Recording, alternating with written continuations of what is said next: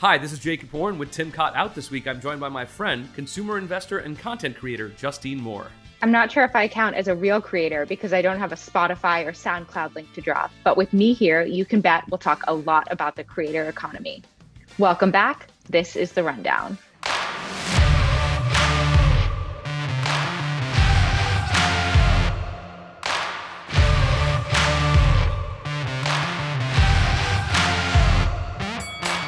All right, Justine, we're excited to have you on The Rundown. Let's kick it off with our first topic.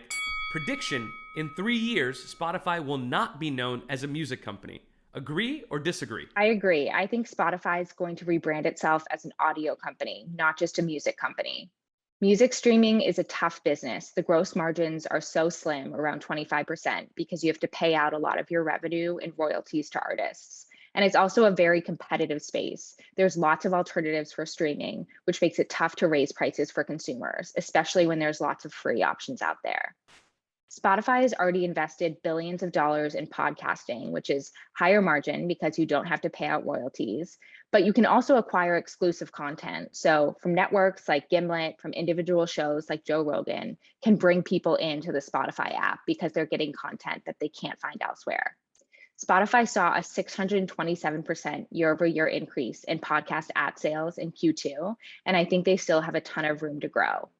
I'm also expecting them to move into other audio spaces like ASMR or even talk shows. You know, Justine, there's a lot of reasons that I agree with you about Spotify's growth in podcasting. And when they brought Joe Rogan on for an exclusive deal about a year ago, I actually wrote about Spotify's walled gardens being a direct response to those unfavorable unit economics that you mentioned when it comes to music. What we do have to remember, is important, is that music is a type of content that benefits from aggregation. It helps for us to have as much of the world's recorded music on one platform like it is on Spotify. Music also has a back catalog business. People go back and listen to music from 20, 30 years ago in a way that folks are not really engaging with podcasts. You're not seeing a lot of people go back and repeat listen to certain interviews or episodes of Serial from 8 years ago.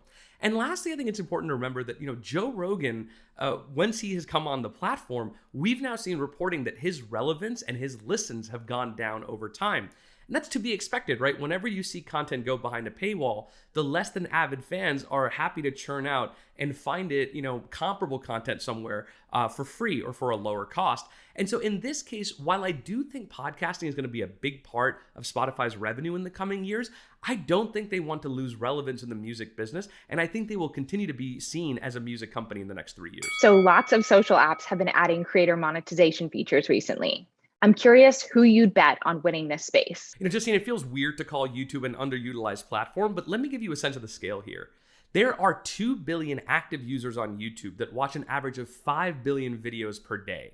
You also have 37 million creators or channels on the platform, but only 2 million of them make a 6-figure salary, which means they can make a healthy living off of YouTube. One of the challenges that we've seen with YouTube is that creators have had to go off platform to try to monetize their audience. They go get subscribers on Patreon, or they have to set up their own Shopify stores if they want to sell direct merch from the platform. And that has become, a barrier between owning their audience, which is what most creators want to do, and then monetizing their audience, which is how they actually get to create and make a living.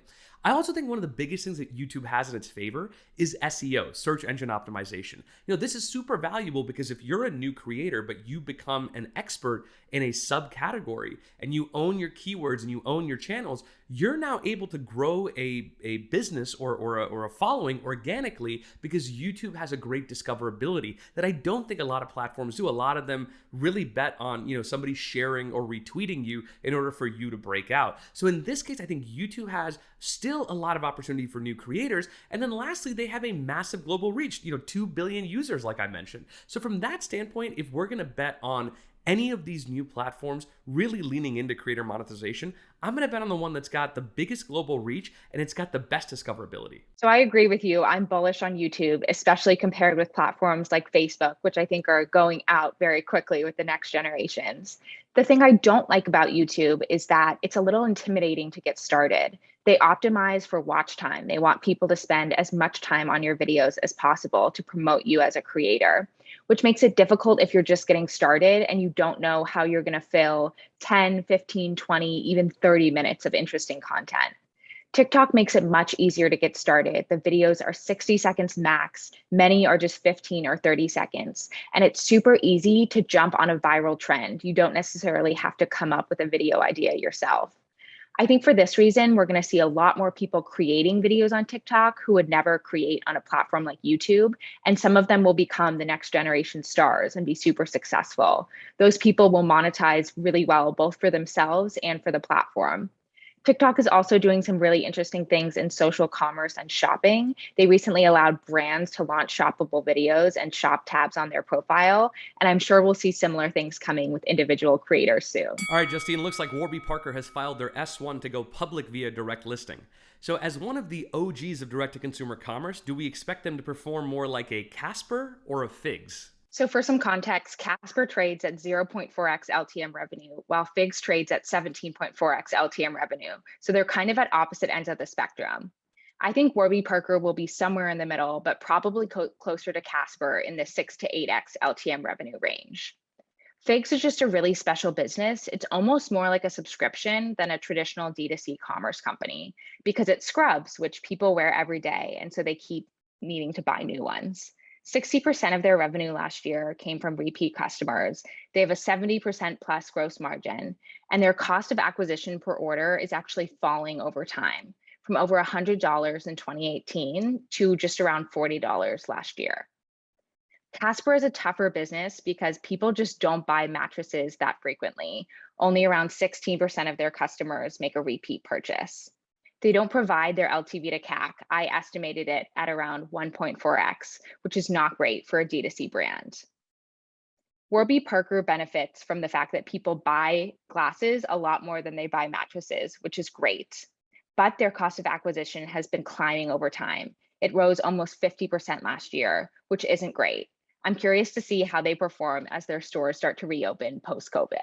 Justine, I'm really glad you mentioned that point about Casper missing the repeat business because I think that's always been the Achilles heel of these new mattress brands. You feel really great when you sell a $1,000 product and you've got great contribution margins on it, but then you're not able to sell that customer anything for 10 years. It's almost like every time you sell them something, you're reacquiring the customer all over again.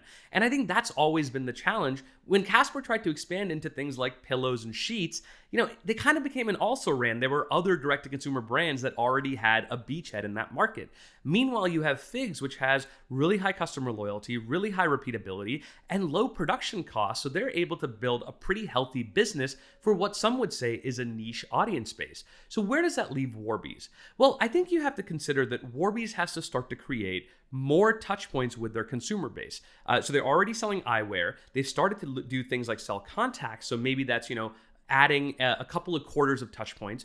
But now what if Warby starts to go into things like luxury? The way that their competitor Luxottica acquired Ray-Bans and other luxury eyewear brands, Warby's could acquire or build the next luxury brand. Luxottica trades at 4 times LTM revenue. And if Warby's wants to start to trend towards that direction, I think they're going to have to expand into being beyond just a utility and start to look more like a luxury. I'm curious to know, what do you think will be the most underrated company coming out of 2021? So we also have the meteoric growth that Cameo had over the last year and a half, and I think deservedly so because they were a fantastic use case during the pandemic. But I believe a company called Looped, which does live interactive events with celebrities and influencers globally, is going to be talked about much in the same way as Cameo very soon.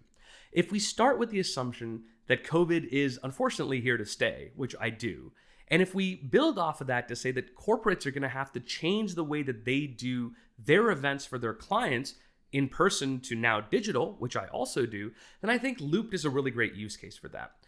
Allowing you to do, let's say, meet and greets, where you would have your clients come meet with celebrities and athletes in order to close business. Well, that has to now move digital, and it has to be two-way interactive. That was one of the things that I always think Cameo missed. I love Cameo, but unfortunately, the asynchronousness, the lack of interaction has always been a challenge. With Looped, you're now able to do two-way conversations. So imagine being able to FaceTime with Superman before the next movie comes out. Or imagine being able to sing Let It Go with Elsa from Frozen herself. I mean, fans are willing to pay thousands of dollars for experiences like that. And from what I know of Loop's numbers, fans have no problem paying up. And so I believe, with Looped having raised $8 million from some really great investors, even though I'm # not an investor, I believe that they're a great company to watch in 2021. So I'd actually bet on Crumble Cookies, which is a brick and mortar business that just became the fastest growing restaurant chain in the United States.